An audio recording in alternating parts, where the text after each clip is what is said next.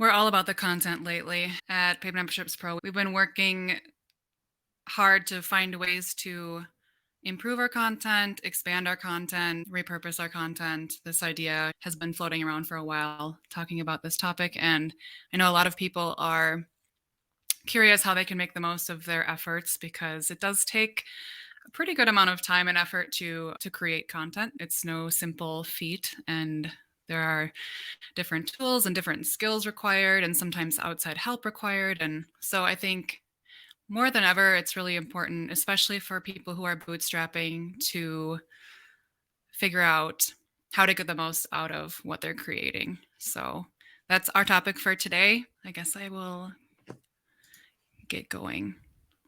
So, why repurpose your content? There's a good chance if you're watching this that you're already interested in the topic, so maybe you already know all the reasons why you would want to do this, but here are just a few of them. Like I was saying just a minute ago, it can save you so much time and effort. Presenting new stuff on your socials, on your website, can seem like it takes so much time and effort, right? And it does, especially writing blog posts, producing videos, and different things. It can be very intensive.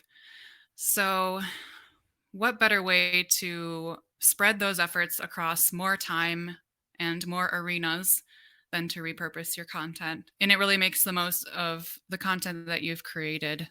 So everything all the effort, all the time you spend, all the research and the SEO work and everything goes a lot farther. And the other big thing about repurposing content is appealing to different audience segments, because there are so many groups of people that are in different situations, consume content differently, have different preferences, and you can really be missing segments of your audience if you don't have some of these bases covered. It really depends on your audience, but there are people who want to listen to things in the car. There are people who want to listen on their headphones while they're cleaning, or people who prefer to sit in their study and read. It's just really depends. And when you repurpose your content into different formats, you're just reaching more of these audience segments, and you're expanding your brand reach as a result. You are appealing to people that might not even come across your stuff in normal circumstances, but because you've made it available in this format that works for them, maybe they encountered your brand. So that's super cool. The other fun thing that I don't see talked about as much when talking about repurposing is that it can actually add value to your existing content. It's not just about duplicating what you already have in different formats. There's so much enriching your content that can happen. For example, we'll talk about taking a blog post, creating a video, embedding the video back into the blog post.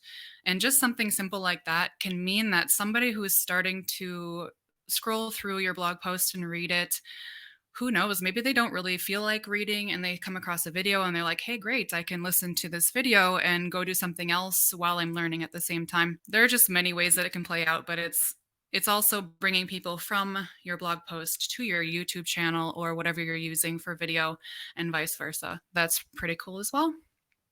And it's also really great for marketing, because there's so much value that you can take from one piece of content and create other things that you can use for lead magnets, in email drip campaigns, marketing emails, and all kinds of different things.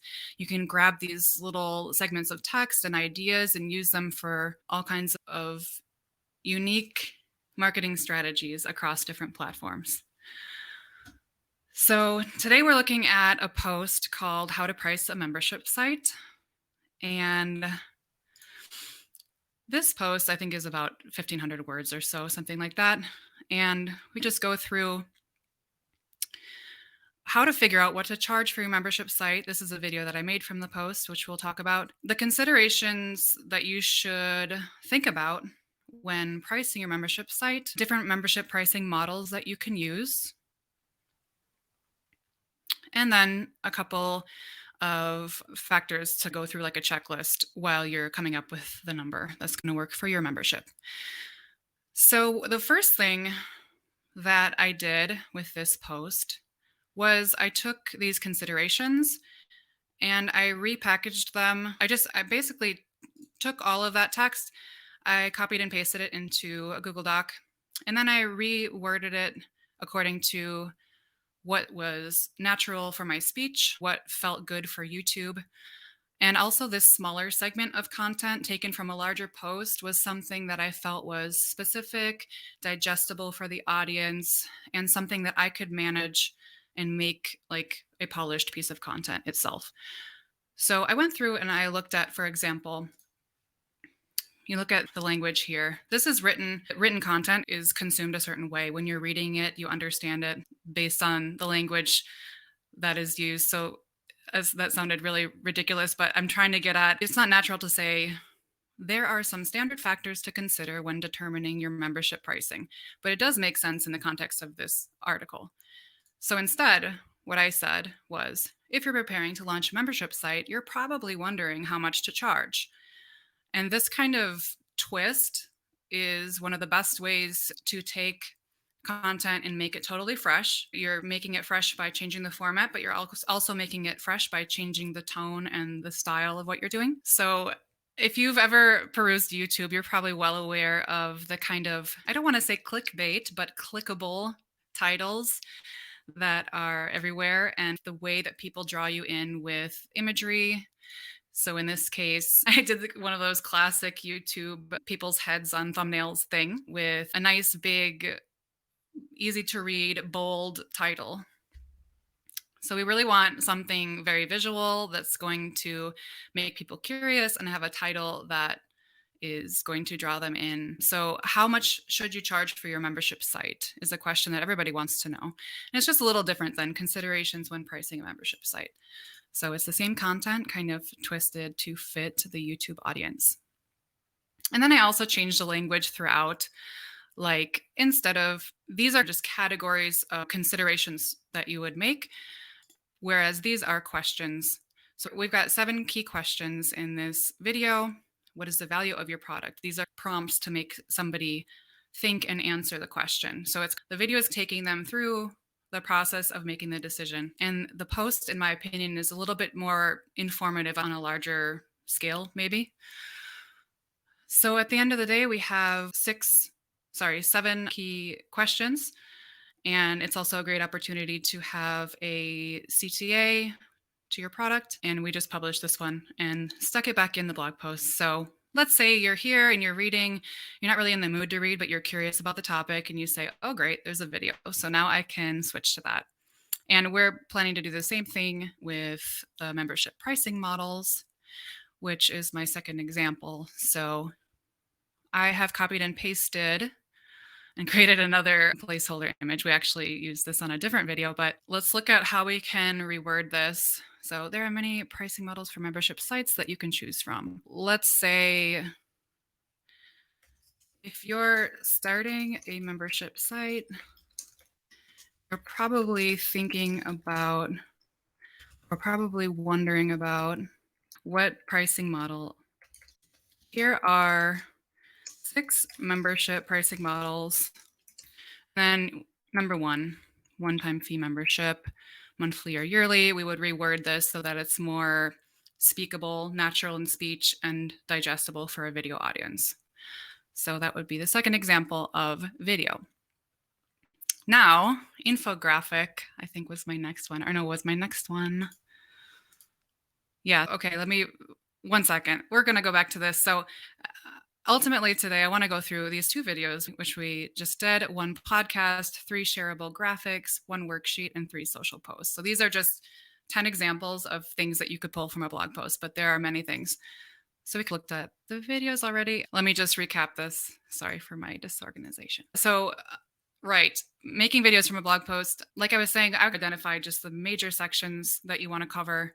Anything that's a list is really great. 5 tips for this or 6 examples of this. Calculations work really well for pretty much any kind of repurposing, like whether it's a graphic or a video or some other kind of post. You can break up longer posts into shorter segments. You don't have to feel like you have to make a video version of your whole post. You can, but just be aware that not everybody will have the attention span for that. There are some differences in how video is received on YouTube, long form versus short form, depending on the topic. If it's a how-to video, people tend to prefer shorter, concise things that help them figure out how to do something faster, for example.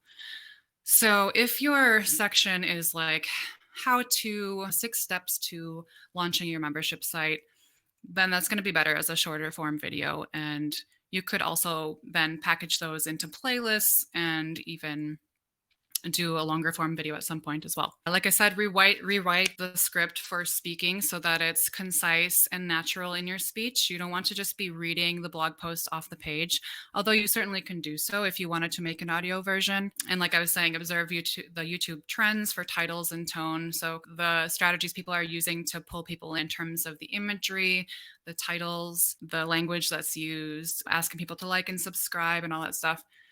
And one thing I just did today is I recorded 3 videos in a batch, which is it's a lot more worth it to go through the production effort of doing videos if you record them in batches. So if you want to make 2 or 3 videos from a blog post, I recommend recording them all in one go. Although you might have an outfit change. And don't forget the thumbnails. People tend to click more on YouTube thumbnails that have people on them. So if you have yourself as part of your brand, don't be afraid to use it. Use your image. So yeah, that was the example. Moving on to podcasts.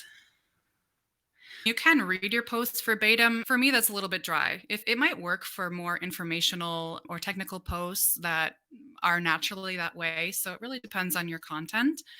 You could also riff off of your post, use it as a guide, and just speak yourself about something and ask for listener feedback and things like that. You could also start a discussion with another person around your post. So you can use it as the basis of your podcast, but not verbatim and involving another person as well. For recording, there are a lot of different options. Audacity is a free program that's pretty easy to use for recording.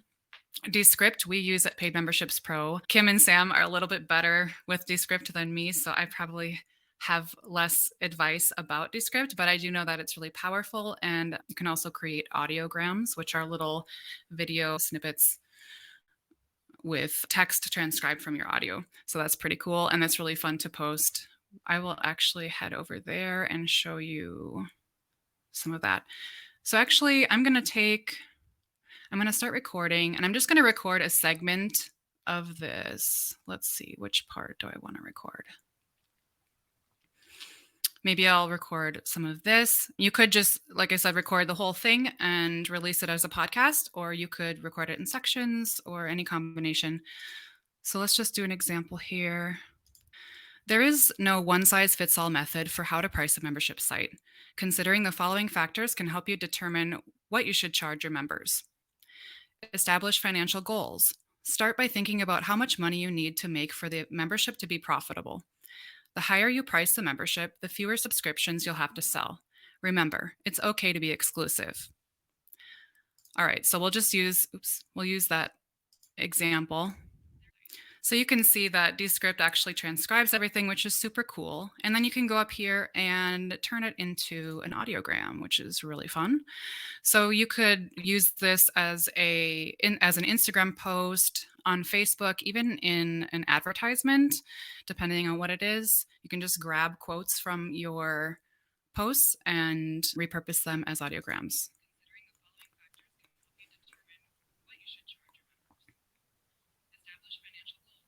Okay, and you'll need to edit some of it because it won't be exactly correct, but that's pretty cool. And you can use it also to record, like I said, a whole podcast from start to finish and just export it as an audio file. All right. Oh, I did also want to mention, since we were talking about Descript, that we did create a free content creation tools. I think this is just a list of our top 10 that we think are really great. We use ourselves, and they're totally free. So if you are looking for some help creating your content and you want some free tools, or you don't want to have to sign up for some paid membership that you're not sure about yet, go ahead and try these because we think they are awesome. Shareable graphics. This one is one of my favorites because graphics can be used in so many different ways, as Instagram posts, on Twitter, on Facebook, even in emails, although a lot of people don't like to put graphics and images in emails so much, as slides, all kinds of different ways. Let's see. So One of the things that I think is particularly fun is infographics.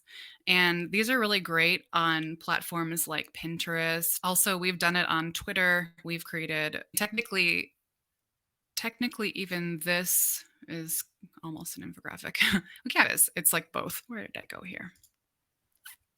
So I just actually went into Canva, and this is not even a premium or pro template. There are tons of, if you go into canva.com and you just search infographic, you'll find all of these. Only a few of them are pro and the rest are free, and they're actually really nice. So the first one that it was the first one I saw, this one, and I was like, oh great, that's cute, super pretty and colorful. Obviously I haven't customized this to the PM Pro brand, but just to show you what's available. So I thought, what could we use from this post as an infographic? And I thought that the membership pricing models was the perfect thing. So I grabbed all of those. You can see that. I wonder if I can add a new page. So I'll just show you. So the original one, I just replaced all of that stuff. And I removed the last one because we only had 6 pricing models to mention. Just put a logo there. Could totally further customize this, but I didn't yet. 6 ways to price your memberships. And so I've got the one-time fee membership, monthly, tiered, freemium, installment plans, and user-based membership. And then you would just add a few things in there about it. I put a couple of thumbs up and thumbs down. The great thing is members only pay once for access, and there's more potential to attract a wider audience because of that, but there's no recurring revenue. So the idea with an infographic is to give your audience a lot of usable information quickly and visually, something that they can digest like right away when they see it. So colorful is great, bold is great, simple is really great. The less text, the better when it comes to infographics, in my opinion. And there are just tons of these templates that you can customize and use on Canva. So that is super fun. For infographics, things like lists work well, or not numbered lists, but numbered like collections of things, or recommendations, tips, things like that, like our top 10 tips for X, Y, or Z, as well as things that people might not realize, like aha content, really surprising, juicy little tidbits of knowledge that people are like, oh, I didn't know that. This is great. I want to share it. So that works really well for infographics or any kind of shareable graphics. Another one is branded quote images. And these are really easy to make, like super easy to make. I went in and just looked for Instagram posts, and I grabbed this quote from the post, the pricing post. If there's something your competitors aren't doing, there's an opportunity for you. Just grab that one. There's many other ones I could have grabbed and just put our logo and hypothetically our handle there. And these can be really good for daily tip. I've seen a lot of brands do this where you can take probably 20 or something at least quotes from a single blog post. And then you have 20 days of quotes to share. You've already got 20 days of content that you can share, which is super cool. So highly recommend this one. It's one of the easiest ones to make. You can also share quotes from other content, from videos that you made, from quotes from yourself or your people who run your company, whatever the case may be. And yeah, that one is one of my favorites. Like I said, top tips or the tip of the day is a great strategy there. And they can be as simple as a colored background with text and your logo, like I showed you. Or you can just put the key points of a post, like 3 big takeaways or something like that.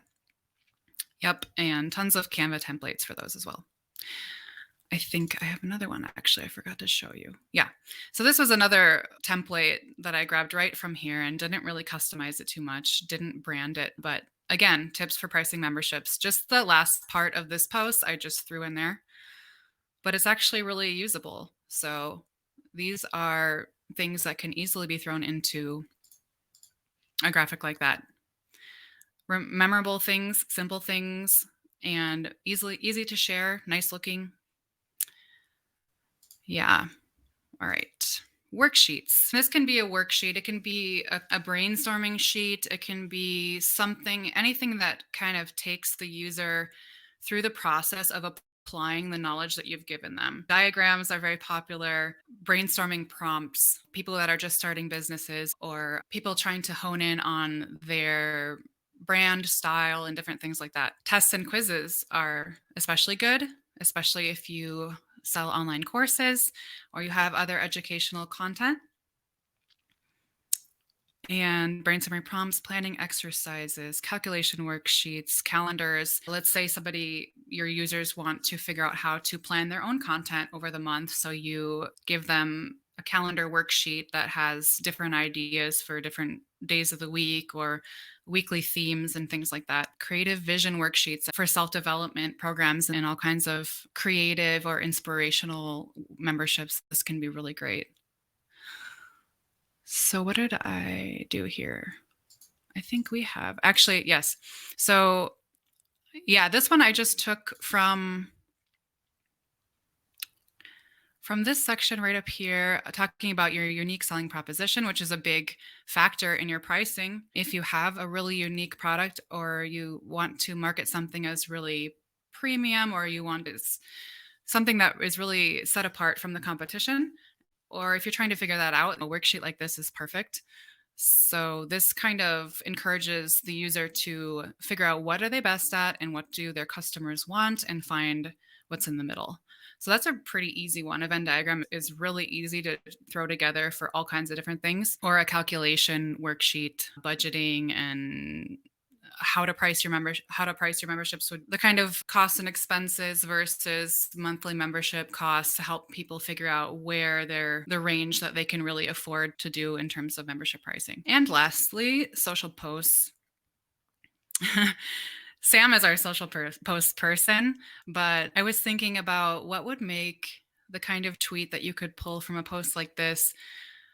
There's so many things that are perhaps more high impact than the example I'm going to show you, but it was the one that came to mind when I thought about Twitter. I think about conversation starters, not just questions for the sake of questions, but really trying to encourage conversation and understand your audience as well. One of the examples I came up with was, we've been talking lately about unique selling propositions. What's your USP? What sets your business apart from the competition? We want to know.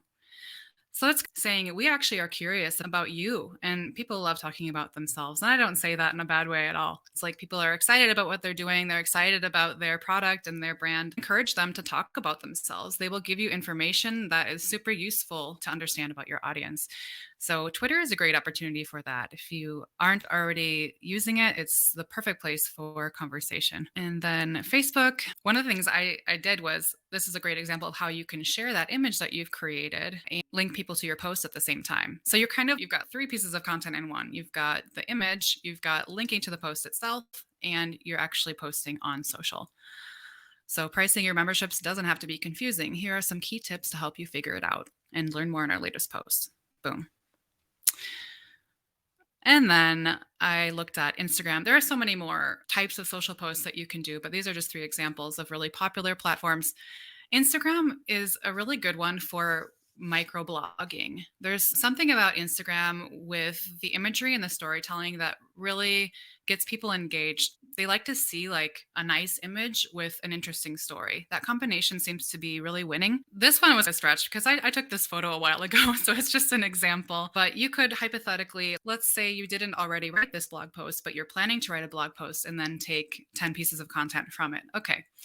So while you're writing the blog post, you could snap a photo of your environment, of your office, of your space, some aesthetic shot of your product or something that you're working on to show behind the scenes, because Instagram is a little bit more of a personal platform. And so anything you can do to show what you're doing behind the scenes, how you're creating your content and everything like that is exciting to your audience. For this one, I just showed a photo of me working on a post and saying, as a content creator, I know how much passion, time, and energy it takes to create content that keeps members coming back.